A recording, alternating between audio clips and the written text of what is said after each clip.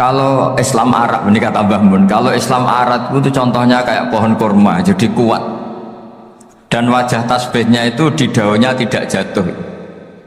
Tapi kalau Islam Indonesia, kata Mbah Mun itu kayak padi, jadi agak doyong-doyong sedikit gitu. Jadi untuk menghadapi angin besar itu pilihannya dua, Anda kekar kayak kurma atau fleksibel kayak padi. Jadi ya doyong-doyong sidik gitu.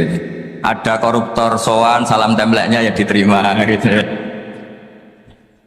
Ada calon bupati cantik ya didukung, pokoknya agak-agak doyong gitu. Tapi baru kayak doyong itu nggak bisa roboh karena fleksibel. Jadi kazar in akhraja syatahu, jadi ada dua tamsil. Karena memang menghadapi orang fasik, orang dolim ini kita sebagai ulama itu ya kebingungan. Ini mungkin Ki Afif bisa Fathul Masail ini. Karena pertanyaannya gini, saya berkali-kali digojlok sama bapak saya. Berteman orang fasik hukumnya gimana? Pasti dijawab haram. Tapi kalau pertanyaannya dibalik, membina orang fasik hukumnya gimana? Baik. Dan bisa membina kalau berteman.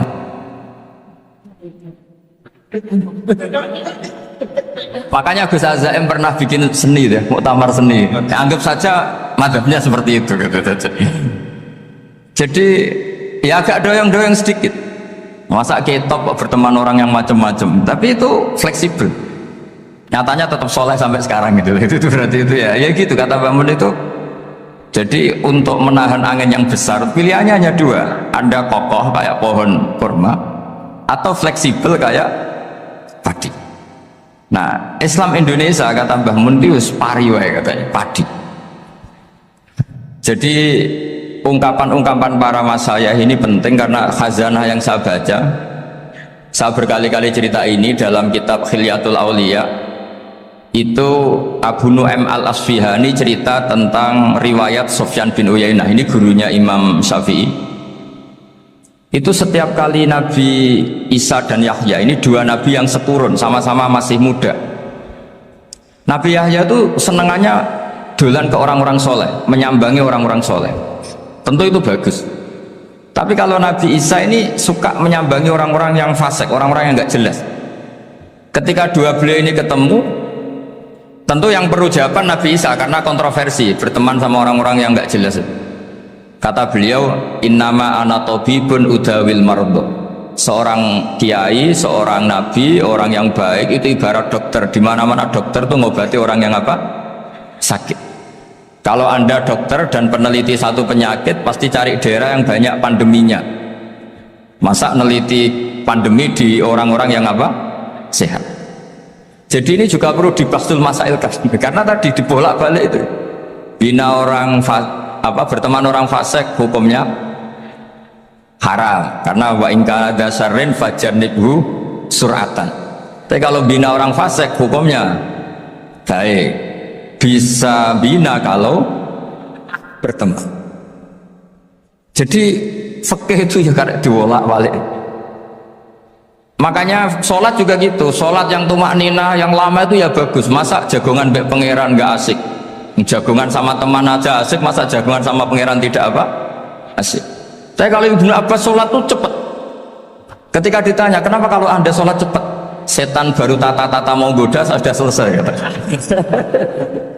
Karena setan itu ya jaga jaim tuh, jaga image. Jadi kalau mau goda orang itu ya surinan dulu, macak-macak dulu. Ternyata mau ke situ sholatnya sudah selesai. Lah kebetulan mazhab saya itu yang kedua itu gitu. Jadi kalau Gus Azaim itu sholat lama sekali, itu ada madhab tandingan, yaitu madhab saya. Itu karena ini sepuh saya, meskipun top beliau tapi sepuh saya. Saya sudah 50, beliau baru 40 gitu. Ini berarti baru memulai kiai. Kalau pakai umur nubuah ini baru memulai. Jadi madhab itu penting. Jadi pembanding itu harus diutarakan. Sehingga dalam fikih manapun itu sebuah madhab itu harus diuji itu lewat pembanding. Dulu itu setiap debat fikih antar ulama itu mesti nggak ada yang menang. Misalnya saya kiai kelihatan miskin itu ya baik supaya santri-santri yang miskin itu punya teman gitu. Karena rata-rata santri itu miskin, nah dikancani kiai kan seneng gitu. Tapi problemnya kiai yang miskin itu ya nggak bisa nolong santri karena dia sendiri apa? Miskin gitu. Makanya dulu Imam Syafi'i itu pengagum orang miskin. Setelah ngaji Imam Malik tanya, ya Imam Malik, orang yang salim jenengan itu siapa? Jawabnya Imam Malik lucu. Dulu Abu Hanifah, sekarang orangnya sudah meninggal ya. Ilmunya dititipkan atau diwaris oleh Muhammad bin Hasan Asy-Syaibani.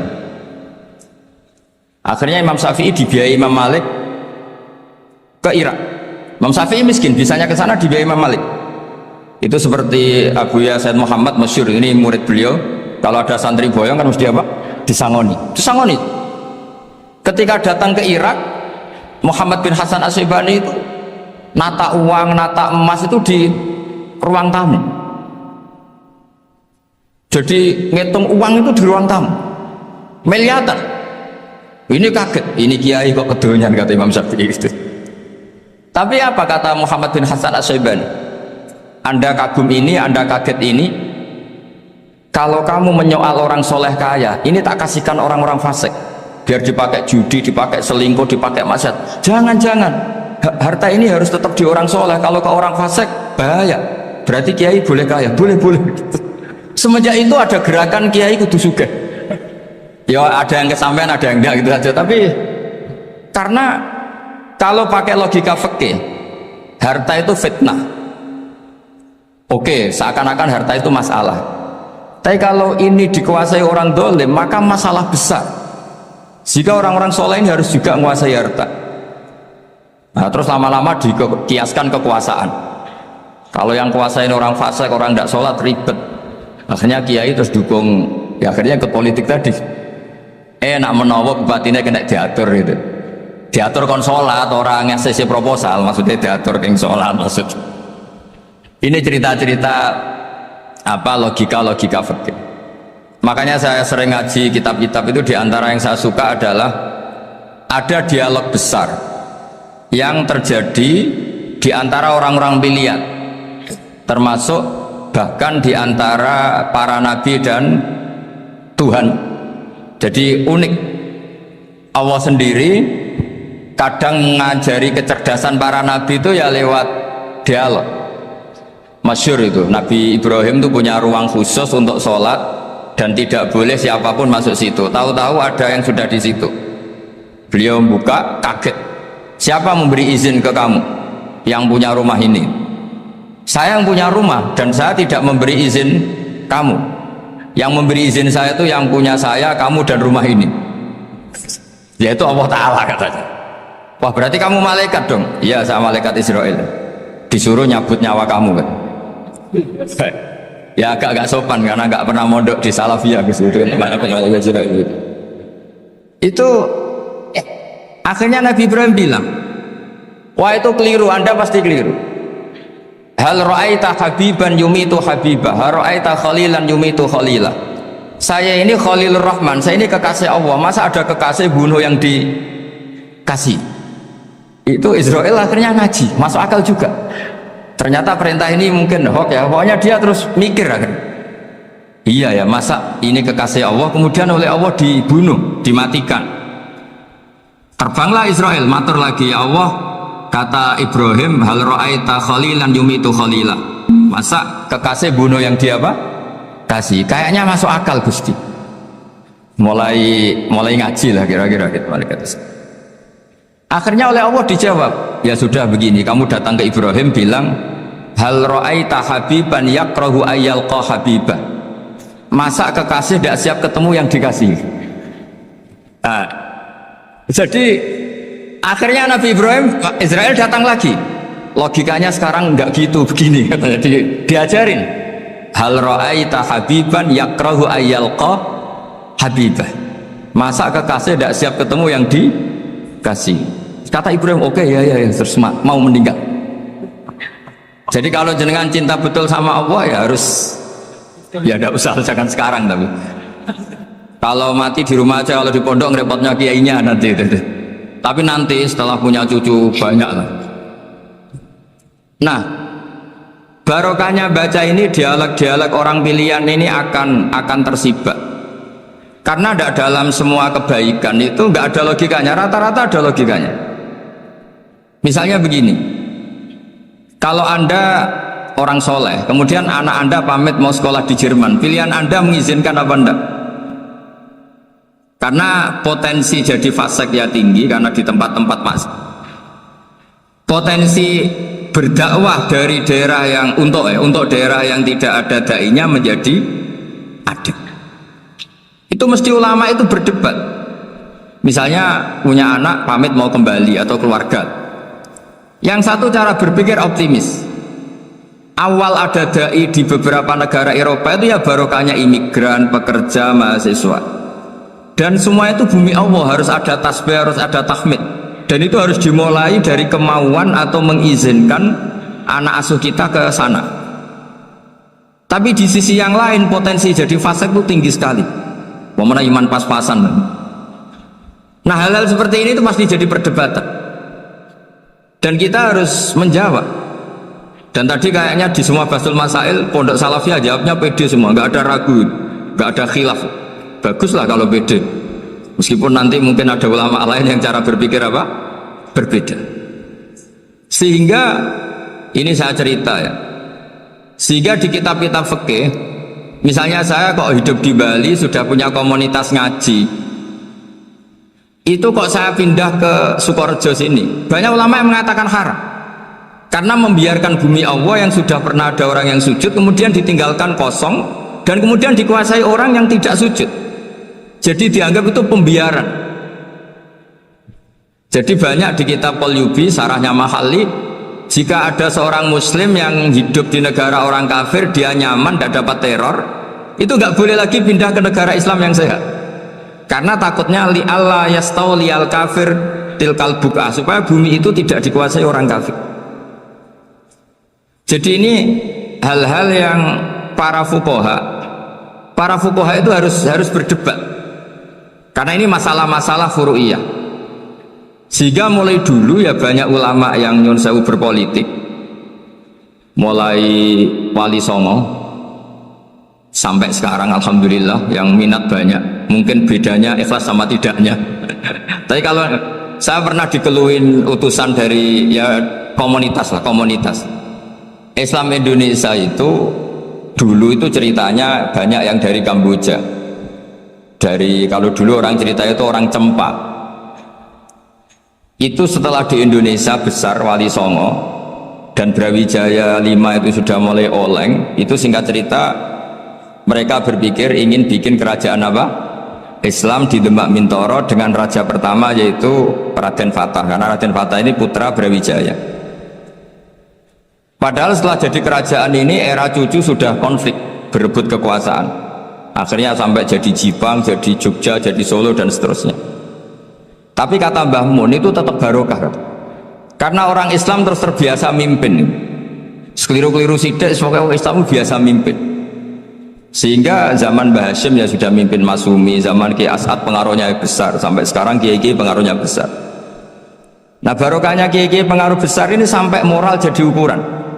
Misalnya sekarang ada calon bupati kok nggak sholat, itu pasti kalah. Jadi sholat itu jadi tolok ukur untuk calon apa?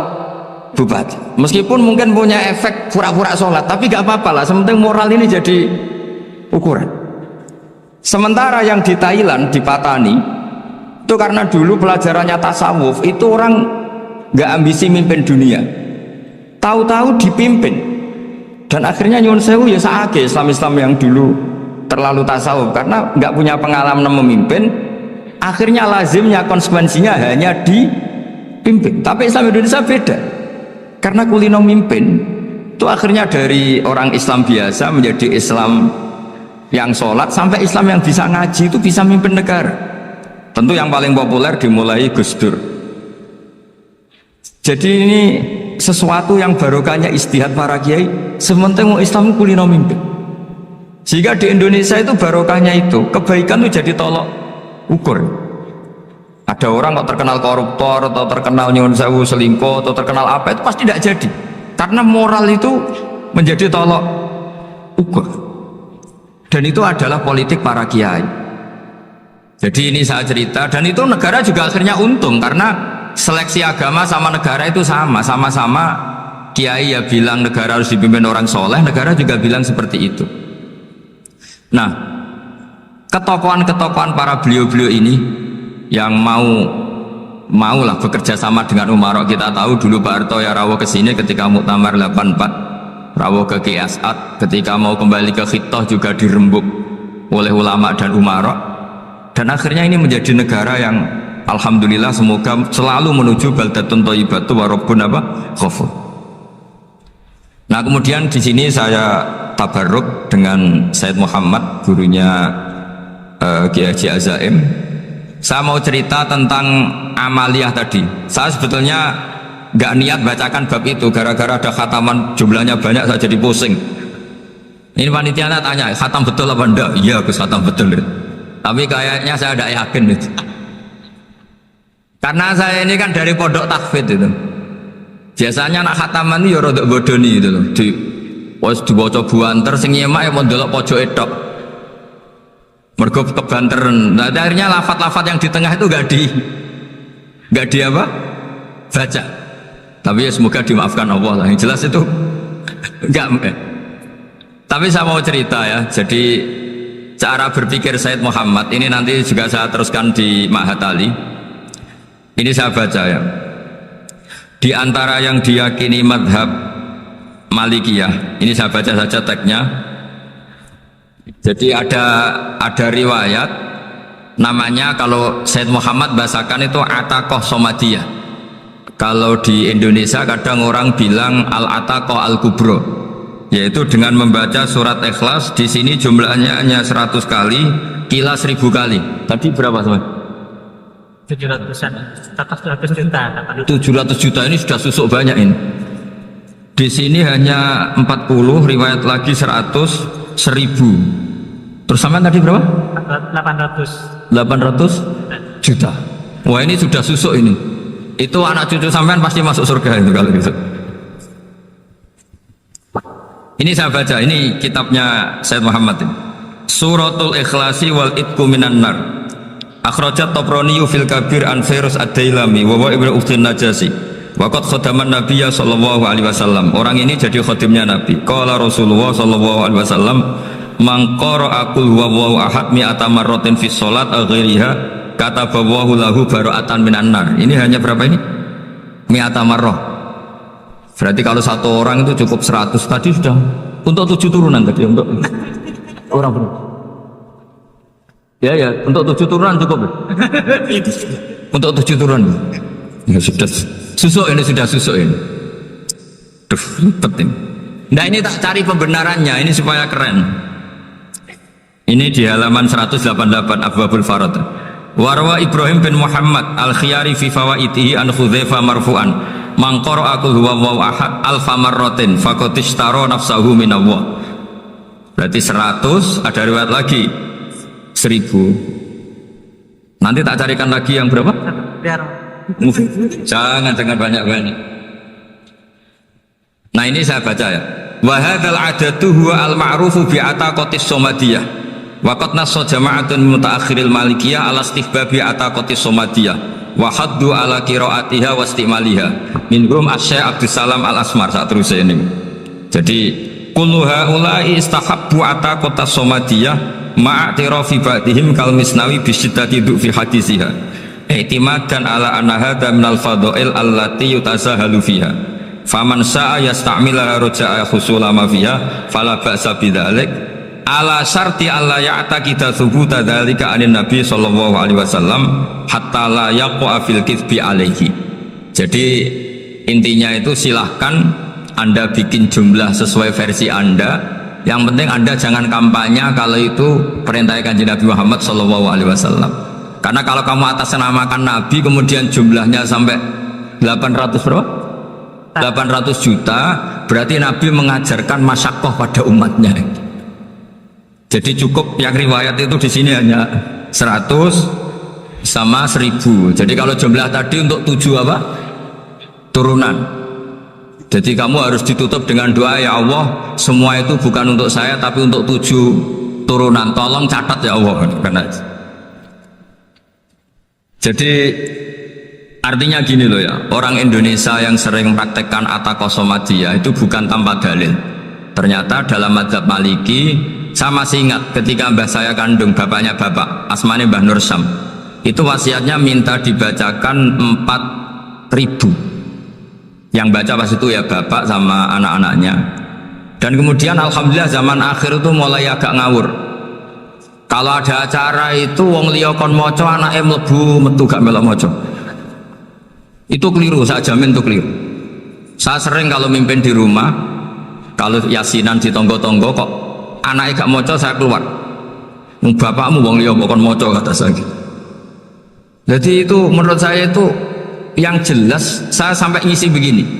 Yang ada riwayatnya itu idza mata ibnu adam min qata amaluhu illa min salasin shadaqatin jariyah au ilmin yuntafa'u bi awaladin sholihin yatullah. Itu tidak ada di hadis au kiyayin sholihin yatullah kata. Yang ada itu awaladin apa? Sholihin. Jadi anaknya harus ikut, kalau tidak ada usaha kata. Akhirnya anaknya dawuh nggih Gus nggih.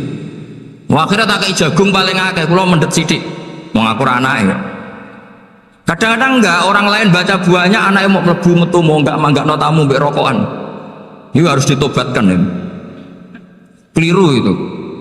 Karena nasnya bukan aukiyayin solihin tapi awaladin solihin. Ini bukan provokator, ini memang iya harus seperti itu. Nah terus tentang tadi la ilaha illallah yang didawuhkan Gus Azaim, la ilaha illallah itu penting sekali. Cuma saya mohon itu dielmoni lah. Jadi dulu kalimat ini menjadi spesial karena dielmoni, karena dimulai dari fa'lam annahu la ilaha illallah. Terusannya ayat tuh wastaghfir li dzambika walil mu'minina wal mu'minat. Saya ulang lagi ya. Terusannya ayat tuh wastaghfir li dzambika walil mu'minina wal mu'minat. Makanya menurut mazhab Sadili, kamu disuruh baca la ilaha illallah dulu, jangan istighfar dulu. Saya ulang lagi ya. Dalam mazhab Sadiliyah itu la ilaha illallah dulu, nggak boleh istighfar dulu. Alasannya masuk akal. Orang yang kafir 70 tahun itu sekali baca la ilaha illallah itu langsung yughfar lahum ma qad salaf. Sehingga la ilaha illallah sendiri sudah punya kekuatan supaya dosa kita diampuni. Qul lil ladzina kafaru iyantahu yughfar lahum ma qad salaf. Cara menghentikan kekafiran gimana? Dia melafadzkan la ilaha illallah. Ini kalimat yang begitu saktinya sampai orang yang kafir puluhan tahun itu dosanya semuanya terhapus hanya karena melafadzkan la ilaha illallah.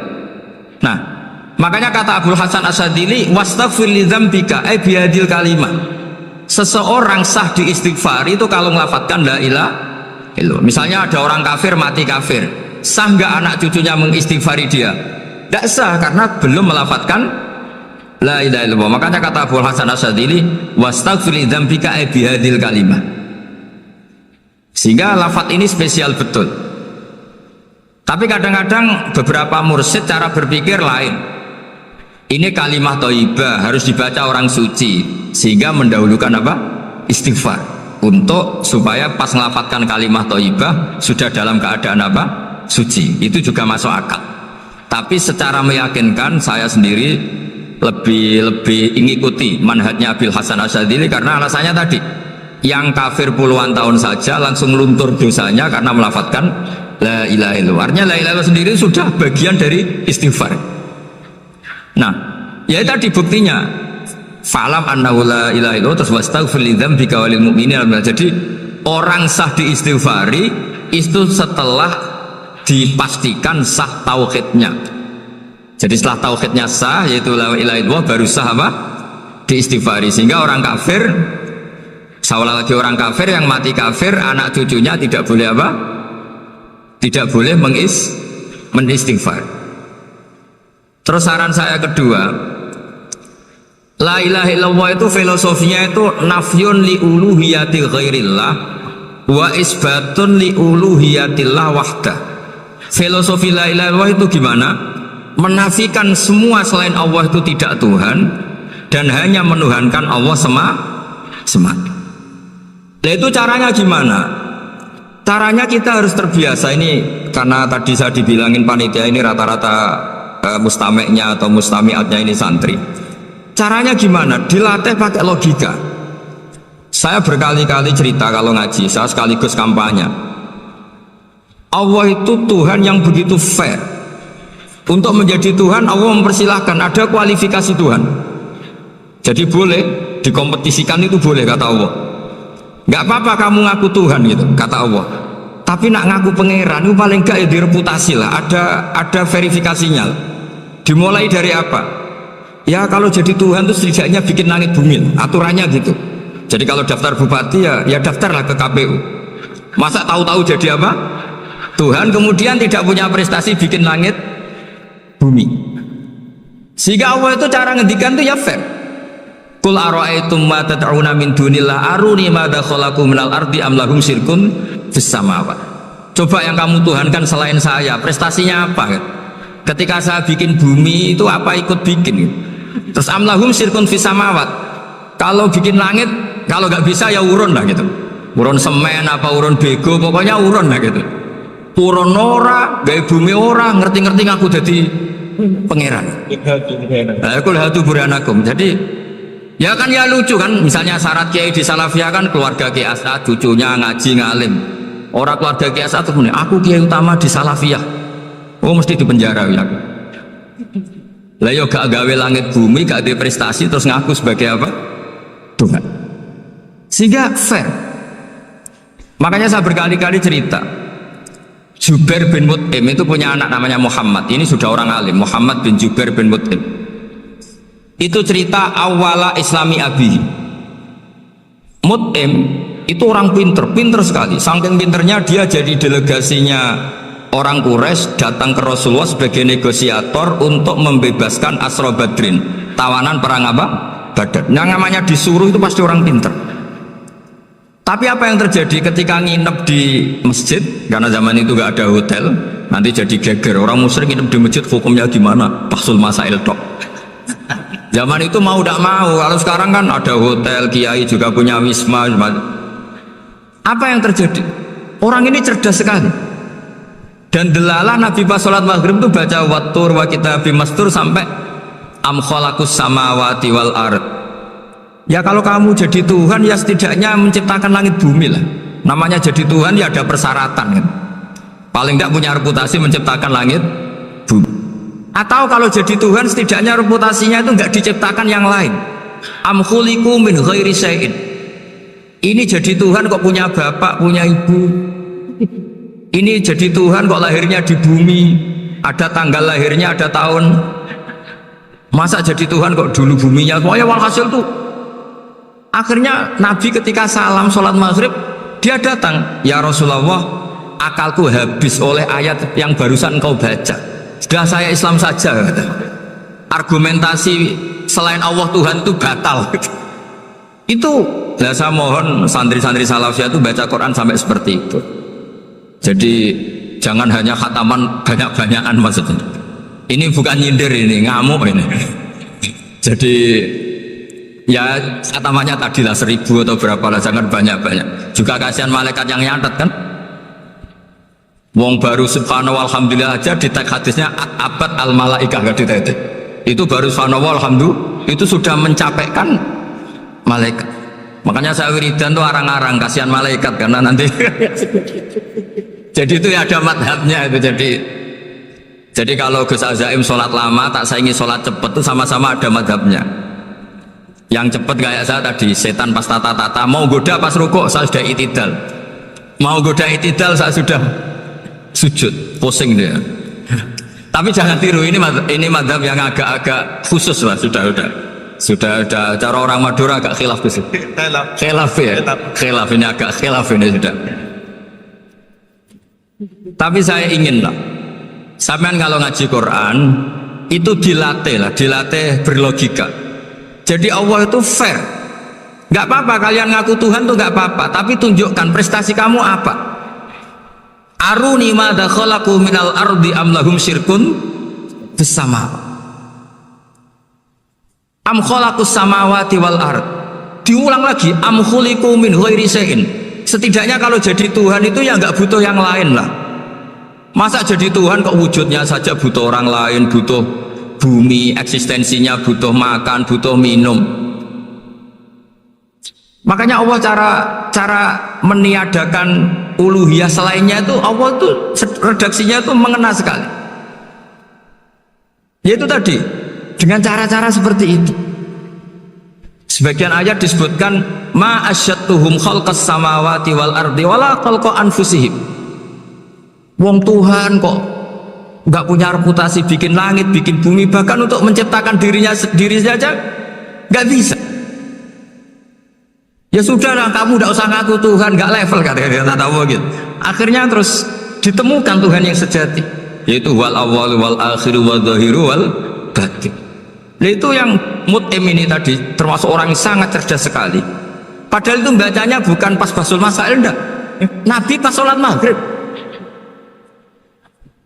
juga bukan pas ceramah, enggak. Tapi itu didengarkan.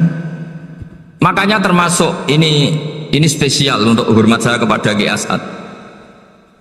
Makanya saya ini kalau mentasjik santri-santri ini agak sensitif, tapi sudah, saya tidak perlu takut fitnah. Saya termasuk kenapa saya ingin jadi ahli tafsir, tentu yang membentuk itu Mbah Maimun dan bapak saya. Bapak saya itu hafal Quran kayak hafal Fatihah, saking senangnya Quran. Mungkin bisa kamu saingi itu. Itu adalah orang kafir itu bisa paham Quran. Itu sangat menyinggung saya. Orang kafir itu bisa paham Quran. Ketika Umar Islam itu karena mendengar apa coba? Mendengar apa? Quran. Dan itu masih kafir apa sudah Islam? Masih kafir, karena kalimat-kalimat yang di Quran itu begitu jelas, wal kitabil mubin, sehingga didengarkan orang kafir pun tuh ngefek.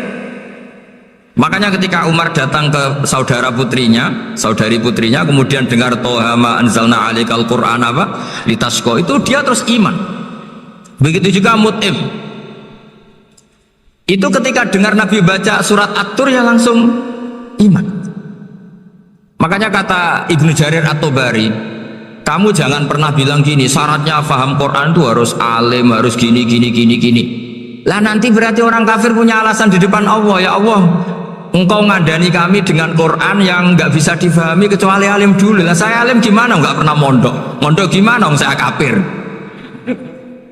Jadi artinya gini loh, kata Ibnu Jarir At-Tabari, Allah tidak mungkin mengatakan gini, ifhamil Quran bima la fahmalaka.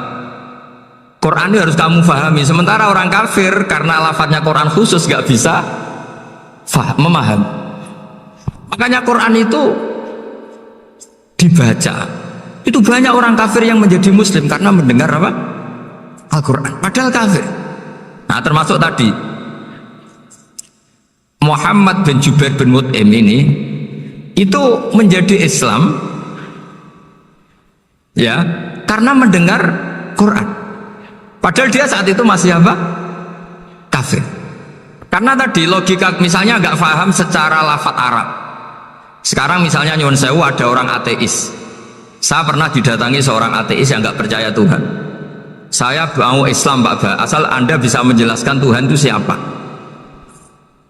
Coba Quran dibaca secara makna, tidak secara lafadz tapi secara makna. Begini misalnya, ada orang ateis datang ke saya, Pak Ba, saya mau Islam asal Anda bisa menjelaskan Tuhan itu siapa. Terus saya tanya, ini ngajak goblok-goblokan apa pinter-pinteran, kata saya. Terus dia jawab, ngajak pinter-pinteran Pak, saya ini doktor katanya. Maksudnya di akademiknya dia doktor, mungkin jurusan matematika atau apa, tapi di ketuhanannya jeblok. Terus tak tanya, kalau ini ada kertas, kamu suka ada rumusnya apa suka ada? Ya suka ada rumusnya. Kenapa ada kertas? Ya karena ada yang bikin. Nah kira-kira berstatus membikin atau membuat itu sesuatunya maujud apa enggak? Ya pasti maujud lah, pasti ada. Ya sudah, anggap Tuhan itu adalah sebab dari semua yang ada.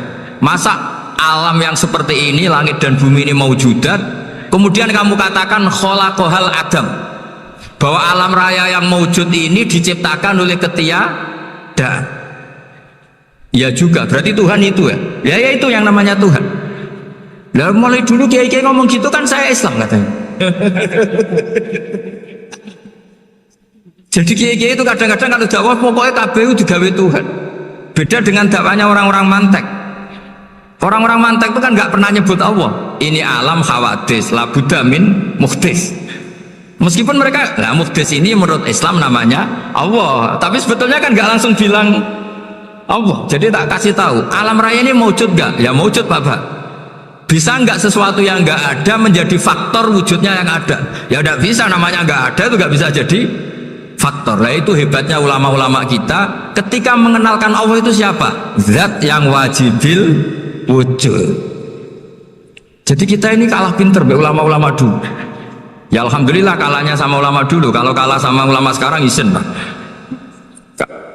Jadi ulama dulu sudah pinter. Pasti pertanyaan dasar manusia, hadil maujudat tuh man khalaqaha, siapa yang menciptakan? Kalau kamu langsung jawab Allah atau Tuhan, mereka pasti tidak nerima. Ya jawab saja hadil maujudat mesti khalaqaha maujudun. Nah berhubung maujud ini berstatus pencipta harus super. Lah super ini oleh ulama disebut wajibul wujud atau musabbibul asbab, yang oleh Islam dinamai Allah. Tapi kita langsung ngomong Allah, ya mesti aja bingungkan kan bagi yang bingung maksudnya. Ya saya mohonlah kalimat-kalimat la ilaha illallah itu diamatilah, diresapi sampai seperti penjelasan saya ini, sehingga punya kualitas ilmu. Karena syaratnya memang fa'lam, harus punya kualitas apa? Ilmu. Ilmu itu apa? Ma'rifatus syai' ala ma huwa alaih. Mengenal sesuatu sesuai detail-detail sifatnya sesuatu itu. Misalnya kalau Allah sudah jadi Tuhan, ya harusnya qabla kulli syai'. Masa Tuhan sama yang dituhani wujudnya dulu yang dituhani? Ditemukanlah sifat awal atau qadim. Makanya benar Gus Azaim tadi, kalau sudah bertauhid harus hafal akidah berapa khamsin. Dimulai apa? Wujud. Kenapa harus dikatakan wujud? Karena alam raya ini kadung maujudan. Hadhil alam maujudun. Masa maujudun khalaqahul adam, masa maujudat khalaqahul adam. Nah itu yang disebut am khuliqu min ghairi syai'in am humul khaliqun. Jadi saya mohon semohon-mohonnya, cobalah tradisi-tradisi lihat baru ayat ini dihidupkan lagi, sehingga kita baca Quran itu sekaligus menjadi orang yang sangat argumentatif. Karena Quran adalah qul falillahil hujjatul baligh. Dilatih, jangan bosan dilatih. Makanya kalau saya baca ayat-ayat seperti itu, cek fair Allah, fair betul. Nggak apa-apa saya punya pesaing kata Allah, tapi yang imbang dong. Pas aku gawe langit ya bantulah, atau ada langit tandingan lah kira-kira gitu. Kalau saya bikin bumi ada bumi. Nah misalnya sekarang orang Cina bikin matahari, materinya dari mana coba? Dari yang sudah ada sekarang kan? Tetap saja agak ikut bikin kan? Tapi kalau Allah bikin langit bumi minal adam minal wujud. Kalau mereka paling rekayasa sudah wujud adik. Nah harus sampai seperti itu. Sampai kata Gus Azim kul hatu apa? Burhanakum tan. Jadi ini cara-cara kita untuk menguatkan iman. Aruni madza khalaqu minal ardi am lahum syirkun fis samawati. Terus kata Allah, itu nih bi kita bimin qabli hadza au atharatin min ilmin. Kalau kamu nggak setuju teori ini, kata Allah, cari kitab suci versi Anda. Aturan jadi Tuhan itu apa coba? Ya tetap saja semua kitab suci akan mengatakan di mana-mana Tuhan itu pencipta langit dan bumi. Jangan yang lahir di bumi jadi Tuhan. Jangan Lata Uzza jadi Tuhan. Jangan karena sakti jadi Tuhan. Nah ini di sini pentingnya ilmu balaghah, ilmu mantek yang alhamdulillah di pondok-pondok kita masih diajari. Makanya kata mantek, sebetulnya ilmu akal hanya menemukan hadil maujudat khalaqaha maujudun. Nah yang maujud ini siapa? Ya wajibul wujud. Nah kemudian Islam menamai ini Allah Subhanahu wa ta'ala. Makanya ulama dulu itu kalau ngendikan Allah itu siapa? Zat sing wajibul wujud. Itu filosofinya luar biasa.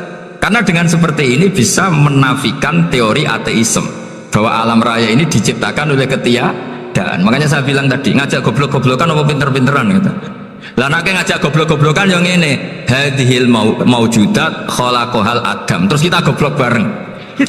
Loh iya kan, barang maujud diciptakan yang tidak maujud. Wong ora wujud kok mempengaruhi sing wujud. Ya monggo nek goblok bareng kata. Akhirnya, kok Gus, saya ini dokter masa kamu ajak goblok? Ya sudah, pinter saja kata saya. Alhamdulillah karena debat kecil ini dia menjadi nyaman lagi dengan apa? Islam. Memang saya tentu nggak bisa disalahkan doktoralnya karena di ilmu yang selain apa? Teologi gitu. Tapi kan polanya dia pasti pinter. Makanya ini sekaligus mengingatkan anak-anak lah. Kecakapan menjelaskan itu harus dilatih karena di antara kelebihannya Quran itu wal kitabil apa? Mubin, yaitu kitab yang punya kemampuan menjelaskan. Ini yang terakhir saya beri contoh. Terakhir ini penjelasan Quran. Dulu orang kafir itu cara berpikir itu begini, Muhammad, urusan kita ini banyak, problem kita banyak. Masa iya urusan yang banyak ini cukup dengan satu Tuhan? Kalau problem banyak ya Tuhannya harus banyak. Ada Tuhan pohon, Tuhan hujan. Kayak Cina itu ada Dewi Kuan Im keberuntungan, ada yang sial. Pokoknya diurus yang banyak lah. Maka mereka bilang aja'alal alihata ilaha wahida inna hadza la syai'un ujab. Ini aneh, urusan banyak kok Tuhannya satu, ini aneh lah. Tapi Nabi secara sabar, dan yang diomongnya orang kafir, tidak anak Mahatali, orang kafir. Jadi nanti kalau anak Mahatali gak paham Quran kebangetan, orang kafir saja paham. Akhirnya Nabi secara santai, secara rileks memberi penjelasan gini.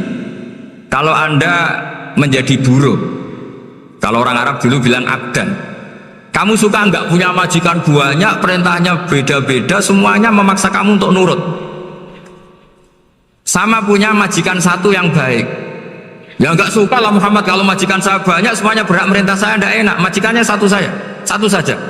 Terus kata Nabi, Tuhanmu itu majikan kamu. Kalau Tuhannya banyak, kamu bingung. Berarti perintahnya banyak. Akhirnya mereka paham. Dan itu segampang itu Allah memberi penjelasan. Darabawa masalah rojulan fihi syuraka umutasyakisuna wa rojulan salamal li rojul hal yastawiyani masalah alhamdulillah. Langsung diberi analogi. Kalau kamu jadi buruh punya majikan banyak yang perintahnya beda-beda, kemudian jadi buruh yang majikannya satu, kamu milih mana? Ya milih satu Muhammad. Ya sudah, kalau Tuhannya banyak perintahnya banyak, kamu juga bingung. Langsung menjadi faham. Ketika ada orang tidak ikhlas, Nabi cara memberi penjelasan juga gampang. Misalnya saya dikasih uang Gus Azaim 1 juta, kemudian matur nuwun saya sama Pak Afif, aneh nggak? Saya ini orang aneh nggak? Orang aneh nggak? Itu Nabi kalau mencontohkan orang tidak ikhlas gitu. Kata Rasulullah, orang tidak ikhlas itu sebagaimana orang beli budak. Min kholisi malih, budak itu dibeli dari uangnya sendiri. Kemudian fa'amilah hadal abdu, budak ini kemudian bekerja dan a'tohulatahu, hasilnya dikasihkan sama orang lain.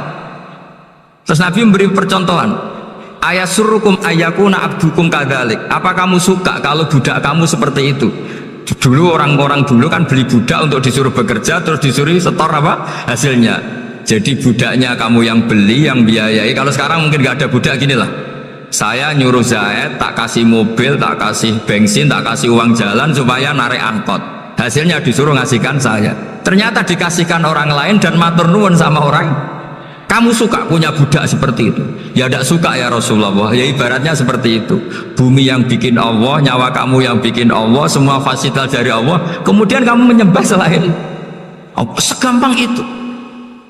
Dan Nabi telaten sampai dulu yang mayoritas orang kafir menjadi mayoritas Muslim, dan semuanya tanpa paksaan, la ikroha fiddin, karena qad tabayyana rusdu minal. Nah, cara tabayyana gimana? Yaitu punya kemampuan menjelaskan. Wal kitabil apa? Mubin.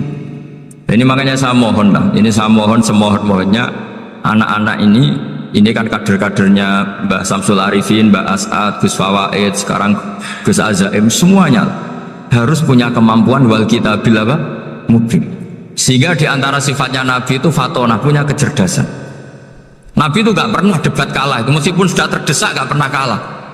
Pernah Nabi itu ngendikan la adwa wala tiarata, tidak ada penyakit menular. Ada orang yang mungkin kurang suka iseng, ada onta yang sudah gudiken dijejerno sama yang waras, ternyata yang waras jadi gudiken.